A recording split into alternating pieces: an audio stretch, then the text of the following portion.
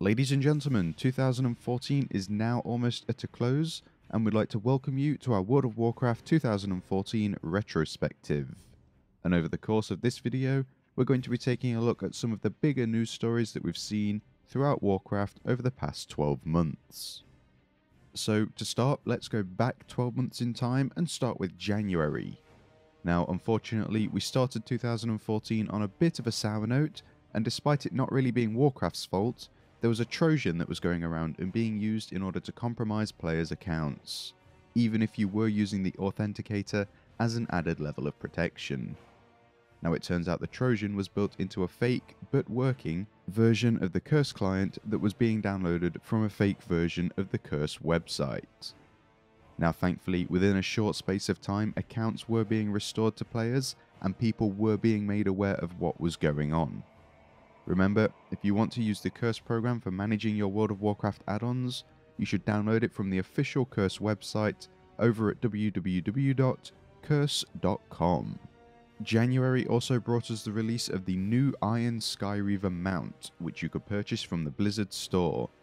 This twin-headed mount looks pretty badass, and it is still available on the Blizzard store right now if you want to go and pick up your own. If you act fast before the 5th of January, I believe this mount is bundled into the winter sale, so you can get it at a 50% discount. We also got to take a look at the first of the Artcraft series, which was a series of blog posts being put together by the senior art director of World of Warcraft, Chris Robinson. The first look was at the female human model, and with the initial blog post, we learnt about all of the changes and the details that are being put into the new models in order to make them look more immersive. Now, these new character models brought both joy, as they had been due an update since the game's initial launch 10 years ago, but also an element of skepticism because players still wanted to make sure that they were experiencing the game with the same feel as the models they have known and loved for the past 10 years had brought to the World of Warcraft. As the Artcraft series developed throughout the year, we got to see more and more previews of each of the classes' changes, and I think that the general consensus is that the models have been given a high-definition remake, while also keeping the feel of the original characters. Now moving on to the second month of the year, and this is February. And this month started with us learning that more than over 100 million players from all across the globe have stepped into our little world known as Azeroth. Now, this is an amazing feat for any game to accomplish, and these numbers can simply only keep on increasing from here on out. Now, if we jump back a little bit to 2013, on the 25th of October, we saw that the first kill of Garrosh Hellscream on heroic difficulty had come through for Method, who had claimed the #1 spot in the race to World First. Now, in February, we got the chance to sit down with Trekkie from Method, and also a guy called Coily from Vodka, in order to talk about the race to World First, preparing for the race, and also a range of community questions that were asked by yourselves. If you are interested in the PvE race to World First, and finding out how these guilds get themselves ready to go in and basically kill bosses as fast as they can, then you can check out both of these interviews over on our YouTube channel or on flaskup.com. In February, the Blizzard Gear Store also got a grand makeover and was reopened for you to go in and shop until your wallets can't handle it anymore. This new look for the store made it much easier for you to find your favourite in-game items and collectibles, and this was definitely a change for the better.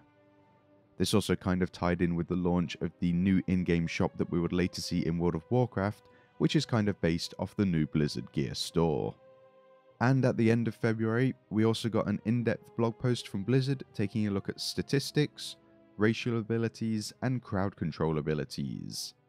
Now, even though we already knew how badly the stats in the game had gotten out of control, the graphs that Blizzard provided us with in the blog post showed just how badly the stat inflation had gotten throughout the course of past expansions.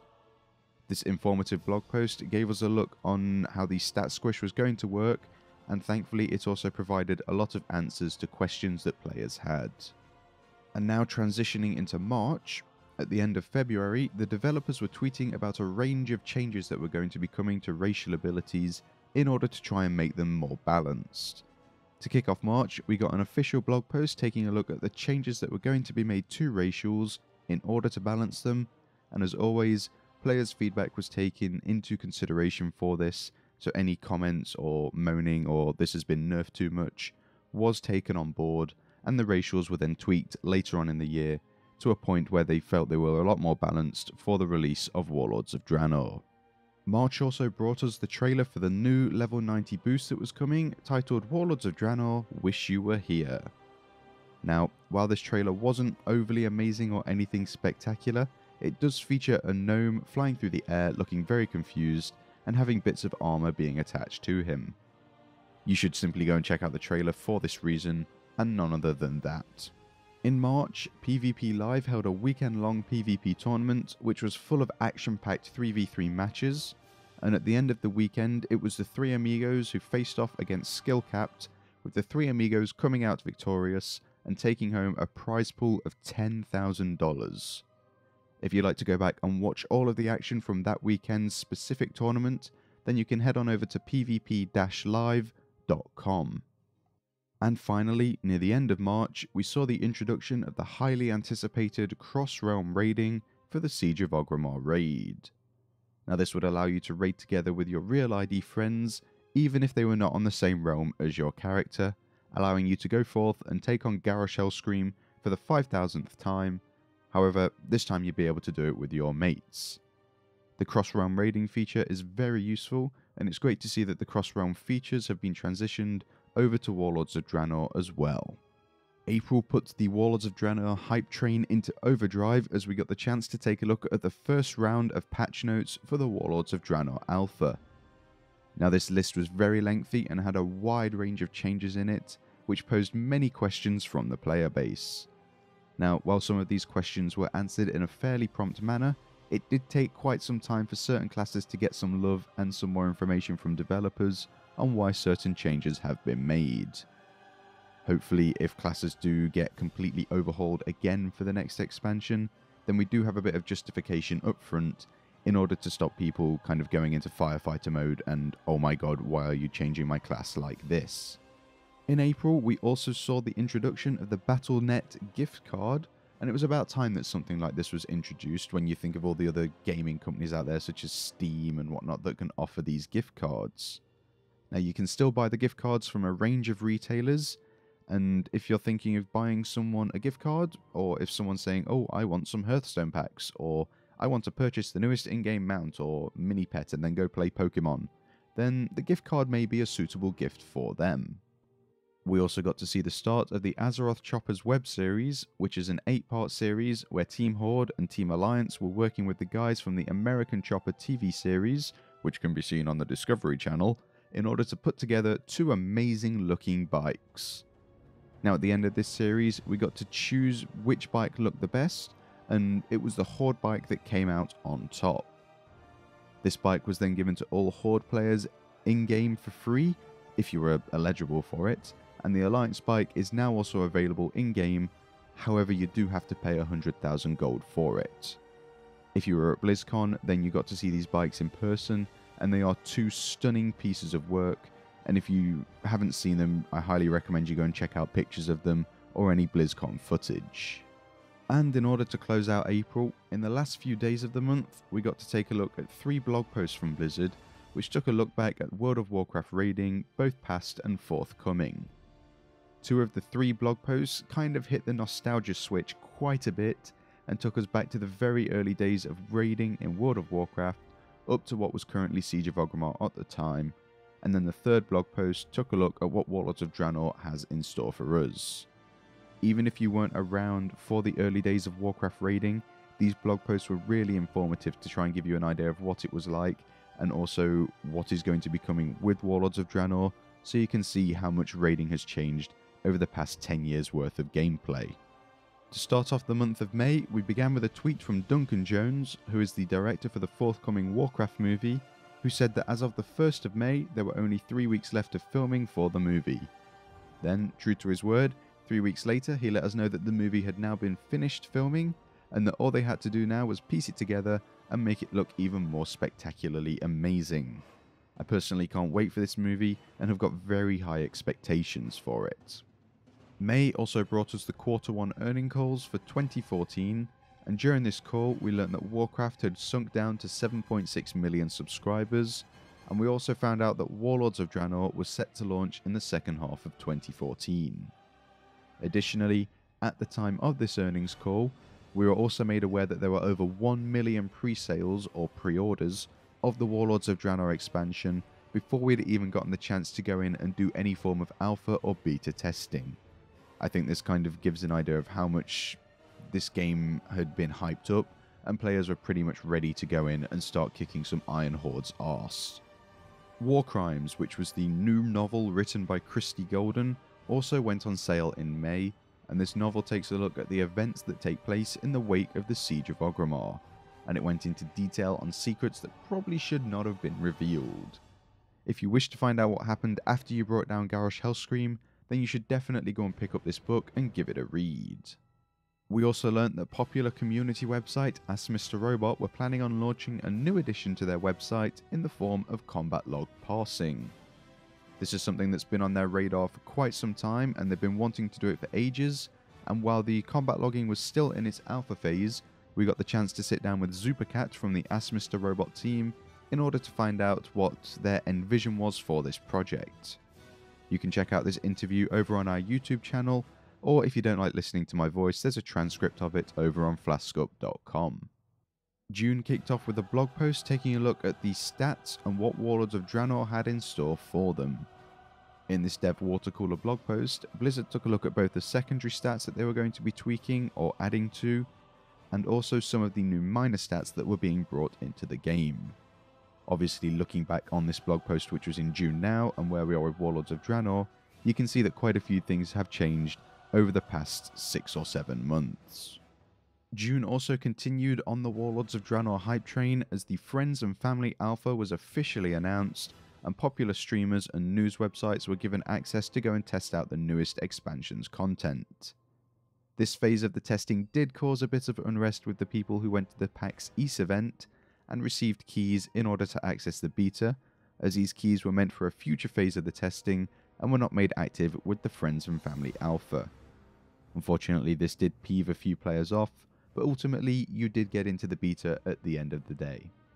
The Warforged Nightmare mount that was both teased and data mined from within the game files also went on sale this month, and when purchasing the mount you also gained access to the Nightmarish Hitching Post, which allows people to mount a Warforged Nightmare for a 20-minute duration. This mount is still available in the Blizzard store, so if you feel your mounts could do with being a bit more nightmarish, then go and pick yourself one up.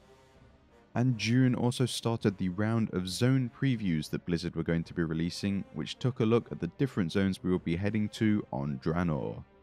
The blog post came with some pretty looking screenshots, as well as some backstory of the zones we're going to be going to, so that we knew more about where we were heading to in Draenor and what was in store for us when we got there.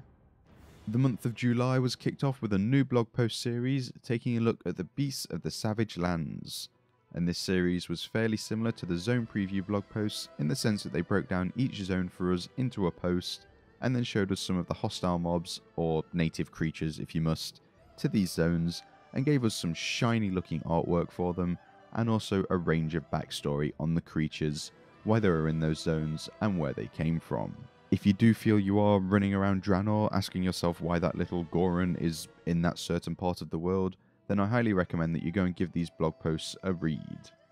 Now, we all know that in 2014, Kim Kardashian tried to break the internet once this year, but I think it's safe to say that Blizzard too tried to break the internet when they announced the new Molten Corgi in-game pet that was going to become available as part of the Warcraft 10th anniversary in-game celebration or event. Now, this Corgi literally drags its arse across the floor and leaves behind a trail of fire. I think it's safe to say that Kim Kardashian hasn't got anything on that. Now, unfortunately, July also brought us a slight bit of a sour note, as the once lead game designer for World of Warcraft, Rob Pardo, announced that he was going to be leaving Blizzard Entertainment. In the space of nearly 12 months, that means that both Rob Pardo and Greg Street, otherwise known as Ghostcrawler, two great game developers, had left Blizzard. Now, Rob Pardo had been working with the company for 17 years, and he'd simply decided that he was going to move on and pursue the next chapter in both his life and his career. If you'd have just held out for 3 more years, Rob, then you'd have gotten your 20-year gift, which looks pretty amazing.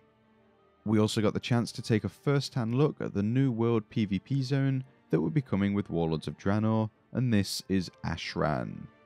A blog post was released in July taking a look at how Blizzard were planning on building the element of world PvP into Ashran, as over the years players have kept on asking for the opportunity in order to engage in more world-based player versus player activities. Now, having played in Ashran a few times, I can say the element of world PvP is definitely there, as well as a slight hint of madness and FPS drops. And to close out July, we got the chance to start testing some of the new raid encounters on the Warlords of Draenor beta.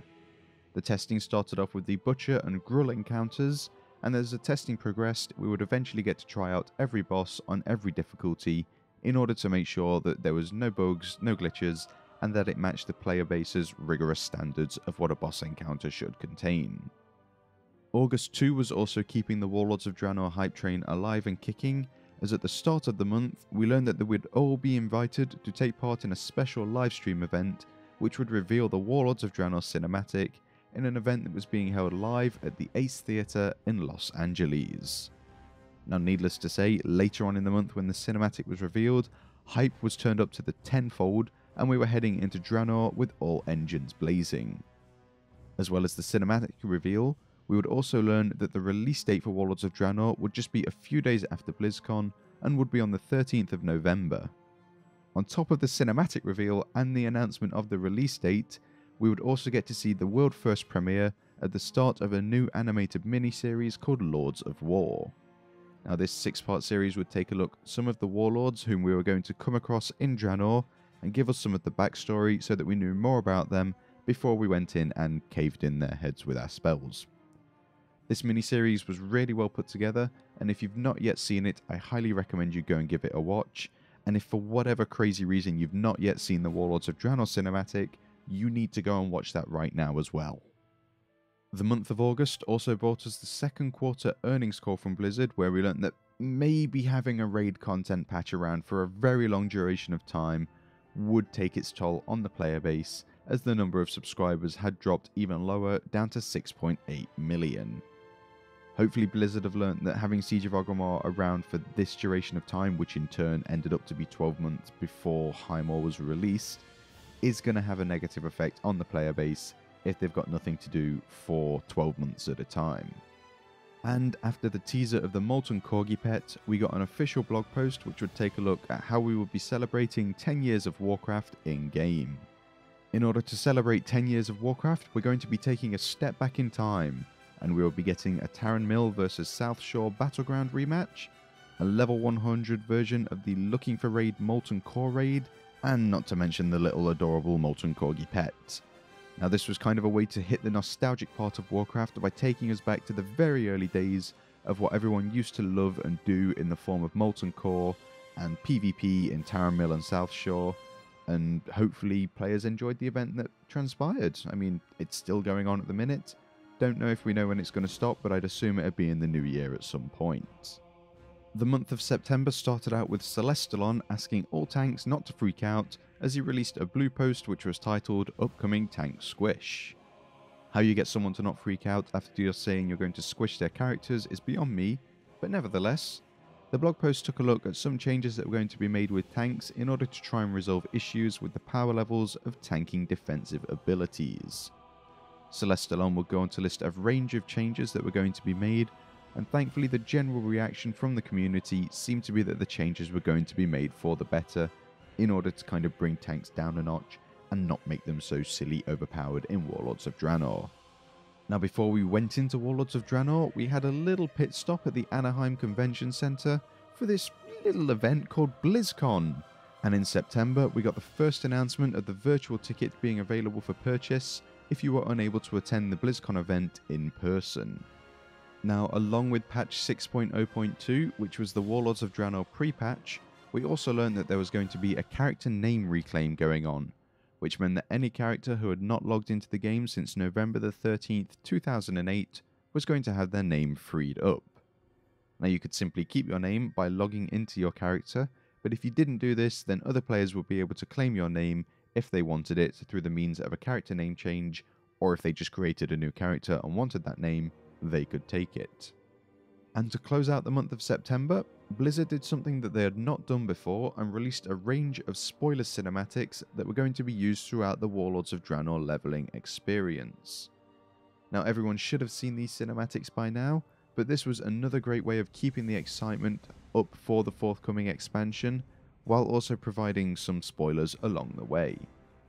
Again, if you've not seen these cinematics, head on over to the Warcraft YouTube channel and check them out now, or just watch them as you level through Warlords of Draenor. With Warlords of Draenor being just over a month away, October brought us the release of patch 6.0.2, which was the Warlords of Draenor pre-patch, in order to get us ready for what was going to become an epic journey into this new continent. This patch brought in a range of changes such as the stat squish and the ability pruning, and allowed players to get used to their classes' changes by still defeating Garrosh Hellscream in the Siege of Orgrimmar raid, 11 months after it was released. Around halfway through October, we were still waiting to hear who would be closing BlizzCon this year, and then it happened. The rock legends, otherwise known as Metallica, tweeted, which doesn't sound too rock and roll, that they will be closing the BlizzCon show at the Anaheim Convention Center. This performance was available for anyone who purchased a virtual ticket to also watch live, but I've got to say, being there in person and seeing Metallica live while being at BlizzCon was a much better experience than just watching it on your computer screen from home. And to close out October, we got the chance to take a look at the new TV spots that will be appearing in what seems to be Warcraft's biggest ever marketing campaign for the forthcoming expansion. There were 4 different TV spots released, all of which gave you a glimpse of the intensity that was to come with the next expansion, and yet again keeping the hype levels high for Warlords of Draenor. And to kick off November, we got the chance to head on over to California for the 2nd year in a row in order to be a part of BlizzCon live in person. As always, the event delivered, and even though they were not going into too much detail right now with Warlords of Draenor, because of all the news we'd kind of had, there was nothing really much to cover, we got the chance to take a look at parts of the Warcraft movie in the Dolby Atmos Theatre, and what they showed us was truly amazing. It's really hard to describe how much detail is being put into this movie, and it is going to definitely be one to go and see once it is released. Now, Warcraft aside, we also got the announcement of the new Overwatch intellectual property game, which is Blizzard's first new IP, and I think it was over 17 years. We also got the chance to take a look at the new StarCraft expansion. We got some more information on Heroes of the Storm, such as when it's going into open beta, finally. And we also got to learn of the new Goblins vs. Gnomes Hearthstone expansion pack. I think it's safe to say that this year's BlizzCon was truly one of the best, and it's just raised the bar for what comes in 2015. Just as BlizzCon was finishing up, we were then getting ready to head straight into Draenor in order to take on the Iron Horde. Now, before the launch of Warlords, there was a mini Q&A session that was held over on Twitch TV in order to answer some of our questions before we went into battle. Now, as well as this, we also saw that Draenor had taken over Times Square in New York as part of the promotional campaign, and we saw pictures surfacing on the internet that showed Gorehowl, which is Gromash's Hellscream's weapon, embedded into a taxi in the middle of Times Square. Maybe he just didn't want to pay the fees. I mean, he is a warlord, he can kind of do whatever he wants. And then it happened. Warlords of Draenor was released, and as the floodgates were opened and players stormed into the new continent in order to finally get away from the peril that had become the Siege of Orgrimmar, we were hit with what later turned out to be one of the worst launches for a World of Warcraft expansion yet. Now, players were unable to access the content for several days after the launch, and J. Allen Brack, who is the executive producer for World of Warcraft, basically came out and said, yeah, we're sorry, we messed up, and addressed the range of issues that had been going on, and said that they had not really anticipated how much hype there was for the game and how much players were going to want to be taking part in it. Now, in order to try and make things right, everyone who had an active account as of the 14th of November 2014 was given 5 days free game time in order to make right the wrongs at the launch. Now, something that is kind of glazed over here is the amount of work that the engineers, the server engineers, must have done over that 3 to 4 day period in order to bring servers back online, make tech work, and also make the game at a playable standard. I mean, working in IT myself, there are probably some things that could have been done to prevent it, but at the same time, working night and day in order to resolve the issues is amazing by anyone's standard. So I think we need to thank them as well for getting the game back online.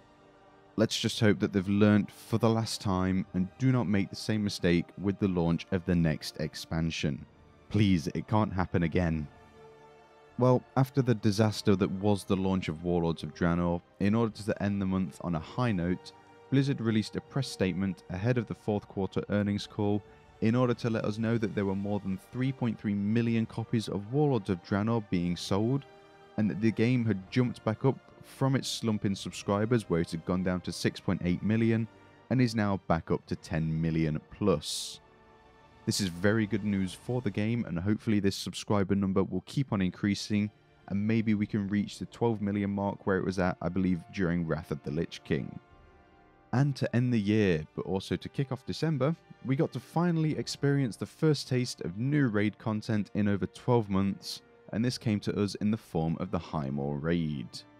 This 7-boss raid was a breath of fresh air, and some 2 weeks later, just after the release of the Mythic difficulty, we saw Paragon taking the world ranked #1 spot in the race to world first. Second place went to Method, and third place went to a guild called Style War. Now this was a pretty intense race to world first, as Method were ahead for quite a bit of it, and we did see some American guilds pulling ahead in the day before EU release kind of malarkey, but in the end Paragon pulled through and were able to claim rank 1 spot yet again. During December, Blizzard also released a video titled From the Forge, which took a look at the making of the Grommash Hellscream statue they've had on their campus over in Irvine, California. Now if you went to BlizzCon, or if you've seen the pictures of Grommash, then you can see that this statue is an amazing piece of artwork, and you should definitely go and check out the From the Forge video now in order to see the level of detail that went into making this statue.